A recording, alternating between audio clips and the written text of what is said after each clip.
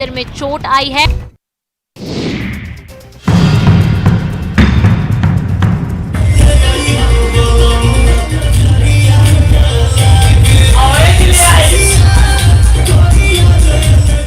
Corona को लेकर बिहार सरकार ने गाइडलाइंस जारी किए हैं। कोशिश है कि संक्रमण को फैलने से रोका जाए, लेकिन लोग हैं कि मानते ही नहीं।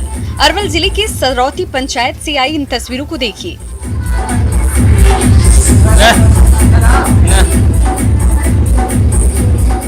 वार्ड सदस्य के बच्चे का बर्थडे समारोह मनाया गया और फिर पार्टी में जमकर अश्लील ठुमके लगाए गए। वार्ड नंबर 1 का ये मामला है। वार्ड सदस्य ने समारोह के लिए सरकारी पंप को आयोजन स्थल बना डाला।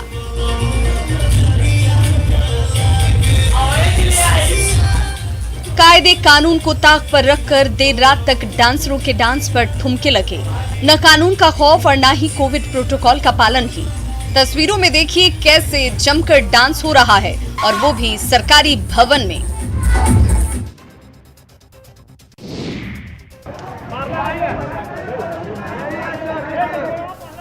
किसी भी विवाद या मामले के लिए कोर्ट है, पुलिस है, लेकिन फिर भी लोग कानून हाथ में लेने से बाज नहीं आ रहे।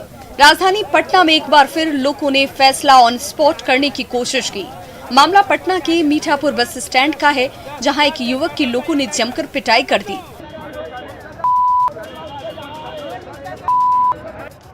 आरोप है कि युवक गेट नंबर 1 के पास एक लड़की से पैसे छीनकर भाग रहा था। इसी बीच लोगों ने उसे पकड़ लिया और फिर जमकर पिटाई कर दी। बाद में युवक को जक्कनपुर पुलिस को सौंप दिया गया। बताया जा रहा है कि लड़की के पर्स में 50,000 रुपए रखे थे और आरोपी युवक काफी देर से उसका पीछा कर रहा था। जैसे ही उसने पर्स छीनने की कोशिश की, लड़की ने शोर मचा दिया, जिसके बाद लोगों ने इस युवक को पकड़ लिया और फिर जो हुआ वो बताने के लिए ये तस्वीरें काफी हैं।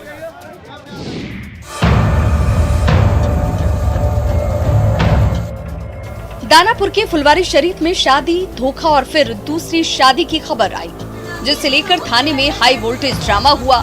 मामला प्रेम प्रसंग में शादी के बाद लड़की की दूसरी शादी का है।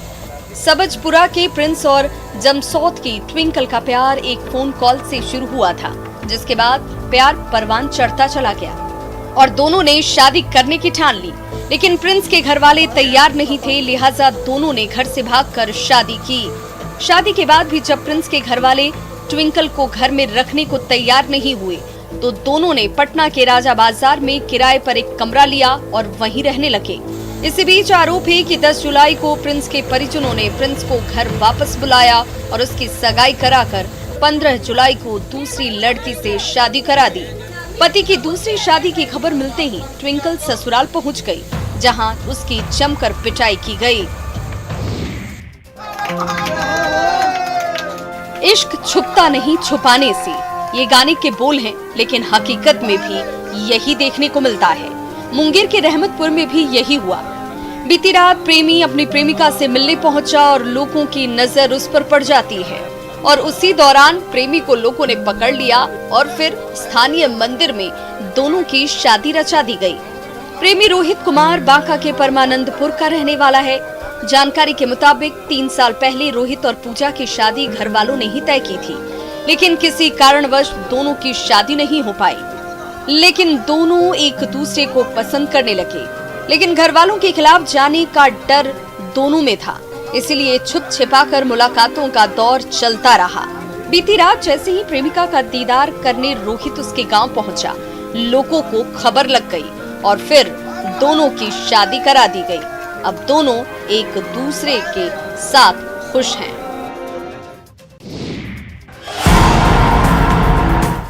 बारिश में नदियों का जलस्तर बढ़ता जा रहा है, खासकर पहाड़ी नदियां उफान पर होती हैं। ऐसे में अगर आप सावधानी नहीं बरतें तो जान जाने का खतरा बना रहता है। लातेहार के मनिका प्रखंड से आई ये तस्वीरें उसी खतरे को इशारा कर रही हैं। महिला नदी पार करने के दौरान एक ट्रैक्टर ट्रेलर और उस पर लदी बाइक के साथ देखिए कैसे पानी की तेज धार में बह गई।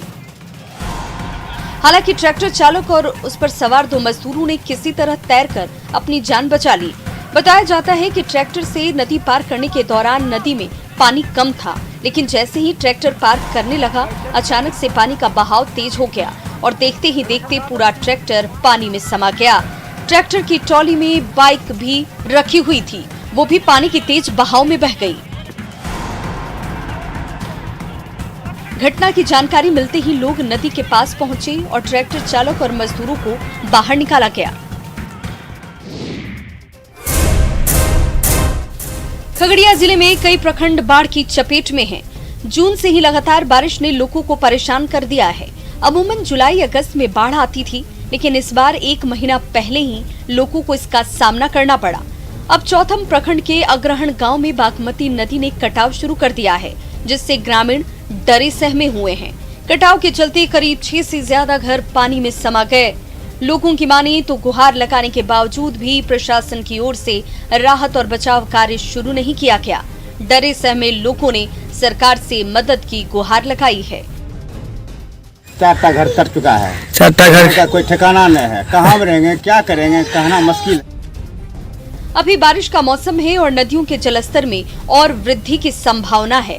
ऐसे में प्रशासन को जल्द ही ठोस कदम उठाने होंगे ताकि पीड़ितों को मदद हासिल हो सके।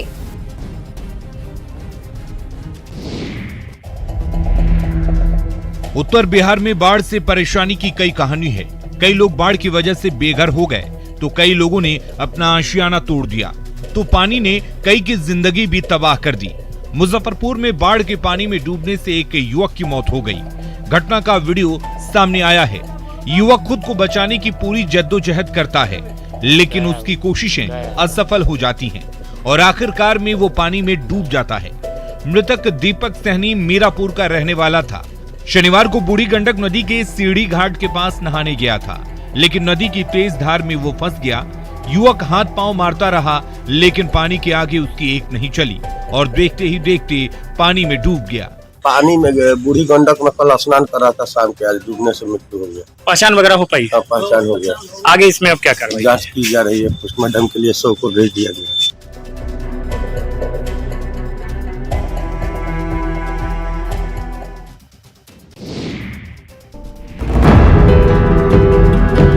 गंगा में बड़ी संख्या में प्राइवेट नाव का परिचालन होता है। बाढ़ के समय में दियारा इलाके के लोग पटना पहुंचते हैं, कोई दुर्घटना ना हो इसको देखते हुए प्रशासन ने ओवरलोडिंग पर रोक लगा रखी है। लेकिन पटना में प्रशासन लाख दावा कर ले कि गंगा में ओवरलोडिंग पर रोक लगा दी गई है, लेकिन हकीकत इससे अलग है, क्योंकि दियारा इलाके में अब तक नावों पर ओवरलोडिंग जारी है।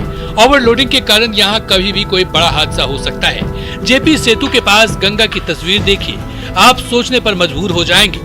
गंगा में बढ़ते जलस्तर को देखते हुए नाव के परिचालन पर रोक लगाई गई है और ओवरलोडिंग नाव तो किसी कीमत पर नहीं चलने देना है। लेकिन हम आपको तस्वीर दिखा रहे हैं, 2 तस्वीर देखिए। एक तस्वीर आप देखिए कि गंगा के इस तरफ जेपी सेतु की तरफ से दियर के इलाके में एक नाव जा रही है, ओवरलोडिंग है, जरूरत से ज्यादा लोग उस नाव में सवार हैं, लेकिन इस पर किसी की नजर नहीं पड़ रही है। पटना प्रशासन ने अगर जल्द ही ओवरलोडिंग पर कड़ाई नहीं किया तो किसी बड़े हादसे से इनकार नहीं किया जा सकता।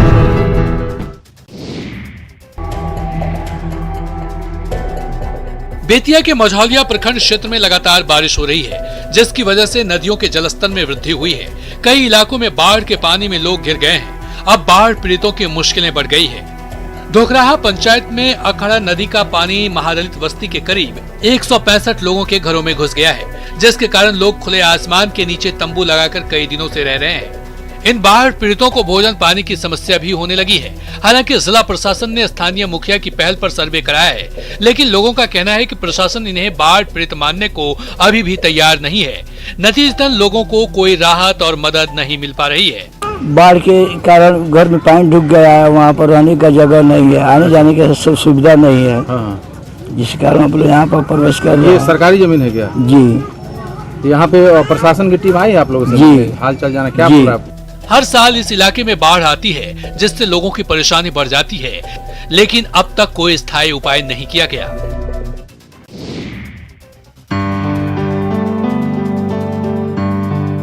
बाढ़ प्रभावित इलाकों में भोजन की दिक्कत है। ऐसे में सरकार की ओर से कम्युनिटी किचन चलाई जा रही है। मुजफ्फरपुर में बाढ़ पीड़ितों के लिए चलाए जा रहे कम्युनिटी किचन में एक टाइम के राशन की चोरी का मामला सामने आया है। मुसहरी इलाके के राजवाड़ा कम्युनिटी किचन का हमारी टीम ने जायजा लिया तो पता चला कि दिन के 1 बजे के बाद तक खाना बनना शुरू भी नहीं हुआ।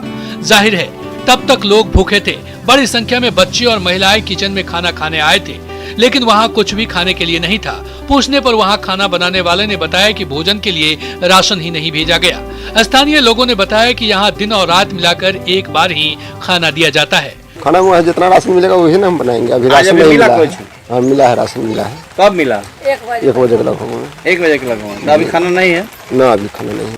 बाढ़ पीड़ितों की परेशानी कम हो, इसको लेकर सरकार काम कर रही है, लेकिन देखरेख और प्रबंधन के अभाव में पीड़ितों को मुश्किलों का सामना करना पड़ रहा है।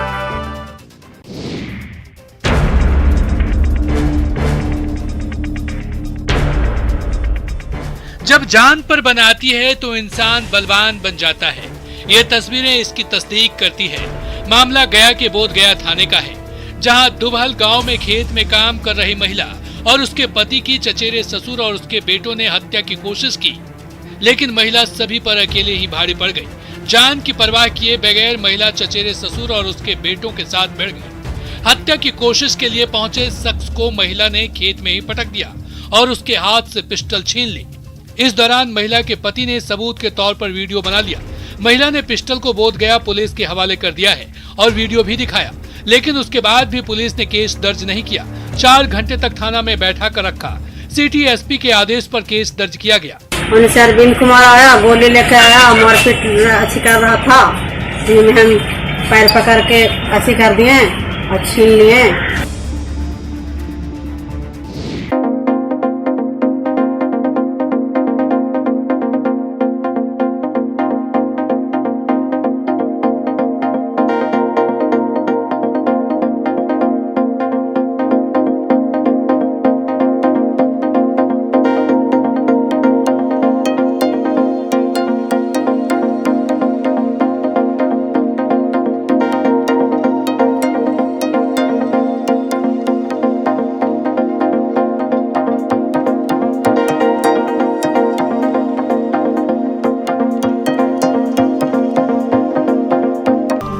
क्या बेटी ऐसे ही धक्के खाती रहेगी? 3 दिन से हम यहाँ भूखे प्यासे हैं, कोई नहीं, प्रशासन भी आया, यहाँ हर कोई आया, लेकिन वो ताला खोलने के तैयार नहीं है और न रखने के लिए हमको तैयार है। प्रीता शादी के 7 महीने तक ससुराल में रही। बाद में ससुराल से निकाल दिए जाने के बाद मायके चली गई। बीच बीच में पंचायती भी हुई, बावजूद ससुराल वाले उसे रखने को तैयार नहीं है।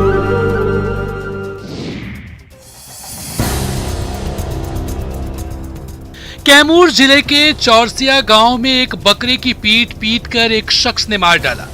बकरे का कसूर सिर्फ इतना था कि वह आरोपी के बकरी के पास चला गया था। इससे गुस्से में आरोपी सीपू राम ने उसको मार डाला। बकरे की मौत के बाद मालकीन का रो रो कर बुरा हाल है।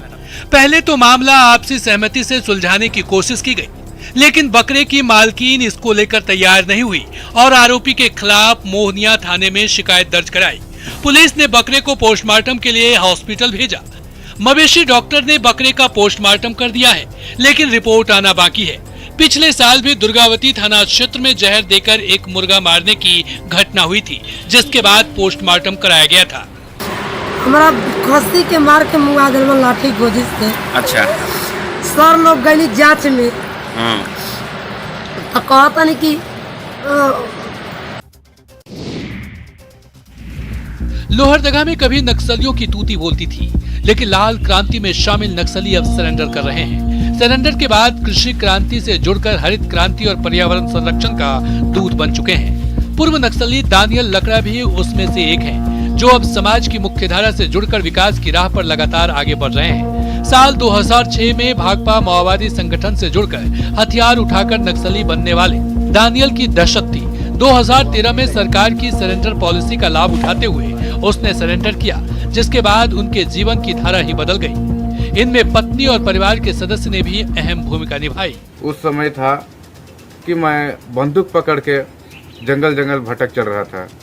उस समय बहुत हमें विरोध करते थे कि दानियल लकड़ा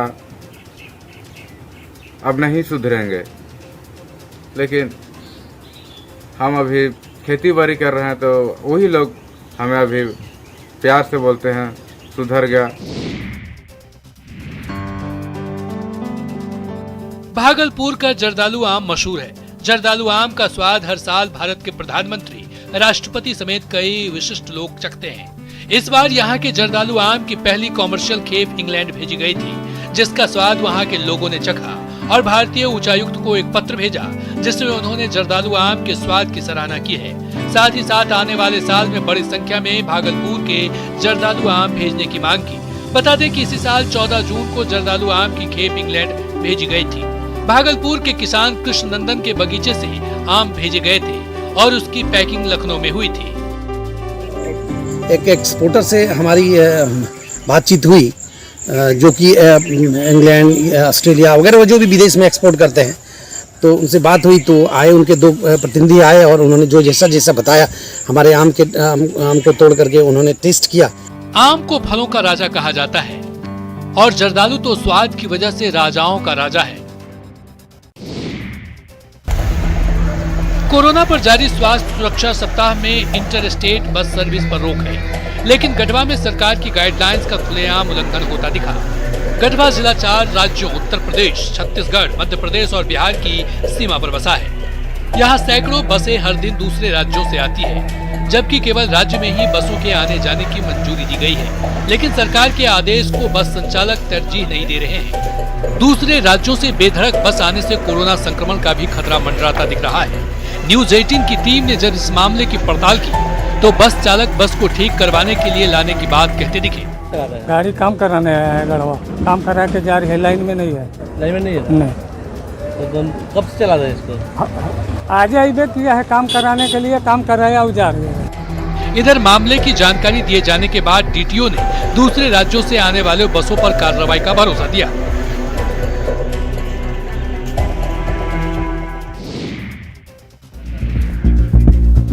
कोरोना से बचाव के लिए टीकाकरण अहम कड़ी है। लोग टीका लगवाएं, इसको लेकर सरकार के साथ भी कई संस्थाएं पहल कर रही हैं। नालंदा जिले के बिहार शरीफ अनुमंडल क्षेत्र में दीप नगर स्थित वास्तु बिहार में भी कुछ ऐसा ही दिखा, जहां पूर्व विधायक रवि ज्योति की तरफ से टीकाकरण अभियान की शुरुआत की गई। इस टीकाकरण अभियान में अनमोल जीवन बचाने को लेकर वैक्सीनेशन कराया गया। साथ ही साथ एक पौधारोपण का भी संदेश दिया गया। जो भी लोग टीका लगवा रहे हैं, उन्हें पौधा देकर पर्यावरण को बचाने का संदेश दिया जा रहा है। इसके साथ ही मास्क, सैनिटाइजर का भी वितरण किया गया। हम लोग पर्यावरण को बचाने के लिए वृक्षारोपण का भी हम लोग जागरूकता चला रहे हैं, और जो आदमी वैक्सीनेशन ले रहे हैं उनको हम लोग एक वृक्ष भी दे रहे हैं, और इसके साथ साथ ये भी इंस्ट्रक्शन दे रहे हैं कि वृक्ष को ये संरक्षित रखें।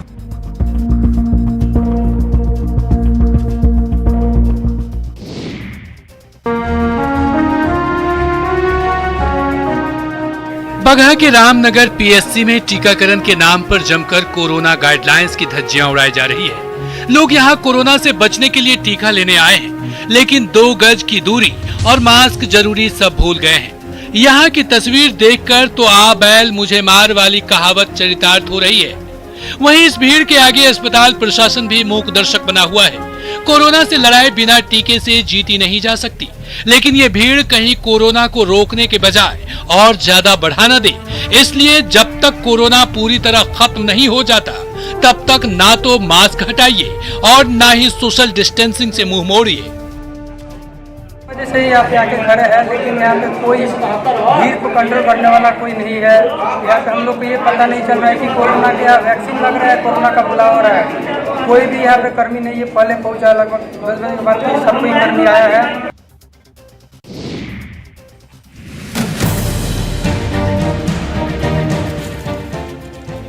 लोहरदगा में भंडारा प्रखंड के मास मानो गांव की रहने वाली प्रिया दिव्यांग है, लेकिन फिर भी उसकी चाहत आसमान छूने की है। दरअसल 2016 में राज्य स्तरीय 50 मीटर दिव्यांग दौड़ में प्रिया पूरे राज्य में तीसरे स्थान पर आई थी। एक पैर से चलने को मजबूर प्रिया अभी भी अपने स्कूल में आयोजित खेलकूद प्रतियोगिता में भाग लेती है और अव्वल भी आती है। वहीं जज्बा ऐसा कि एक पैर से ही वो साइकिल चलाती है, पेड़ पर चढ़ती है और गाँव में दोस्तों के साथ हर तरह की खेल गतिविधि में भाग लेती है। प्रिया को विभाग की ओर से 50% विकलांगता का प्रमाण पत्र भी दिया गया है, लेकिन उसका कोई लाभ नहीं मिल सका। माता पिता ने सरकार से उसे खेल गतिविधियों में भाग लेने में मदद देने की मांग की है ताकि उसकी प्रतिभा और निखर सके। हालांकि गुजरते समय के साथ सरकार की बढ़ती लापरवाही से प्रिया और परिजन अब मायूस होने लगे हैं। झारखंड में पानी रोको पौधा रोपो अभियान जोरों शोरों से शुरू किया गया। कोशिश ये थी कि ज्यादा से ज्यादा धान की रोपाई की जाए। इसे बिरसा हरित ग्राम योजना का नाम दिया गया, लेकिन पानी रोको पौधा रोपो ग्राम योजना की रफ्तार धीमी पड़ गई है। मॉनसून को ध्यान में रखकर बनाई गई ये योजना अपने समय से करीब 1.5 महीने देरी से चल रही है। योजना के तहत जहां गड्ढों में पौधारोपण का कार्य पूरा हो जाना चाहिए था, आज वहां सिर्फ और सिर्फ गड्ढे ही गड्ढे दिख रहे हैं। विभाग के अनुसार भी योजना की रफ्तार धीमी ही है। रांची जिले के कांके स्थित उलातू पंचायत की स्थिति देखिए।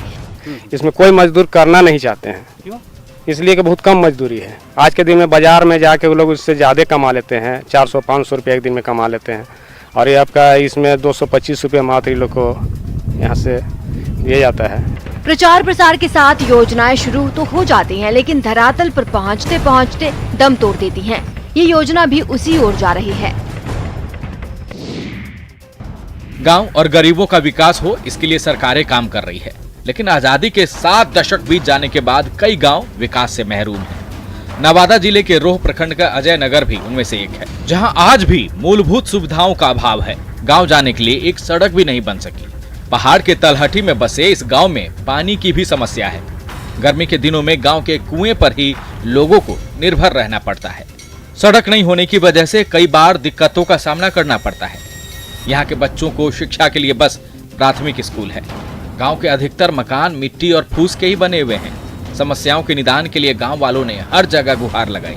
हम लोग बरसात में जीना मुश्किल हो रहा है। हम लोग का मतलब अगर कोई बीमार पड़ता है तो खटिया पर टांग के ले जाते हैं। रोड का समस्या यहाँ नहीं है, रोड है ही नहीं। इलाका पहाड़ी होने की वजह से बोरिंग मुश्किल है। हालांकि मामले की जानकारी देने के बाद बीडीओ ने समस्याओं के निपटारे की बात कही है। एक रास्ता बंद होता है तो कई दूसरे रास्ते खुलते हैं। इसका उदाहरण है राकेश पटेल। गोपालगंज के राकेश का कमाई का जरिया बंद हुआ तो लॉकडाउन के दौरान एक इंडस्ट्री खोल दिया। आज राकेश अपने गांव मोहल्ले के 10 नौजवानों को रोजगार भी दे रहे हैं। सिद्धवलिया के बतेरदेह निवासी राकेश की बहाली मगध यूनिवर्सिटी में गेस्ट प्रोफेसर के तौर पर हुई थी, लेकिन लॉकडाउन में स्कूल कॉलेज बंद हो गए। अब परिवार चलाने के लिए राकेश के पास कोई चारा नहीं था। बेरोजगारी के दौरान मध्य प्रदेश में अपने एक दोस्त से संपर्क साधा और उसकी मदद से सैनिटरी पैड की एक इंडस्ट्री लगा दी। मैं लो कॉस्ट का, चूंकि बाहर से जो पैड बन कर आता है स्टे फ्रीज पर, वो सब बहुत हाई कॉस्ट का रहता है, इसलिए मैं यहाँ बिहार में और गोपालगंज में ही मैं अपना लो कॉस्ट का, सबसे लो कॉस्ट का सैनिटरी पैड, और उससे जो मार्केट में जो है उससे 10 गुना क्वालिटी मेरा अच्छा है, आप लोग देख सकते हैं। राकेश लड़कियों को ट्रेनिंग भी दे रहे हैं। यहाँ पर बनाए जा रहे पैड का मटेरियल मध्य प्रदेश से आता है, जिसे अलग अलग तरीके से तैयार किया जाता है।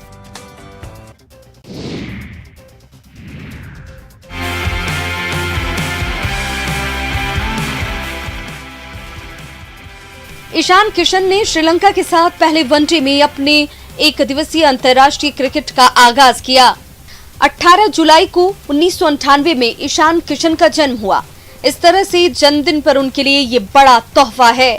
जन्मदिन पर कैरियर का आगाज करने वाले ईशान दूसरे खिलाड़ी हैं। उनसे पहले गुरुशरण सिंह ने 1990 में ऐसा किया था। पूरे विश्व में 16 खिलाड़ियों को ये मौका मिला है। श्रीलंका के खिलाफ वनडे सीरीज के पहले मैच में भारत की ओर से ईशान किशन के साथ ही सूर्य कुमार यादव ने भी वनडे इंटरनेशनल क्रिकेट में डेब्यू किया। ओपनिंग के लिए उतरे ईशान ने शानदार अर्धशतक बनाया, जिस वजह से भारत ने ये मैच 7 विकेट से जीत लिया। इससे पहले T20 डेब्यू मैच में ईशान किशन ने बल्ले से शानदार परफॉर्मेंस दिया और अर्धशतक बनाया था। और फिलहाल इस बुलेटिन में अभी के लिए बस इतना ही, लेकिन न्यूज़ 18 बिहार झारखंड पर खबरों का सिलसिला लगातार जारी है।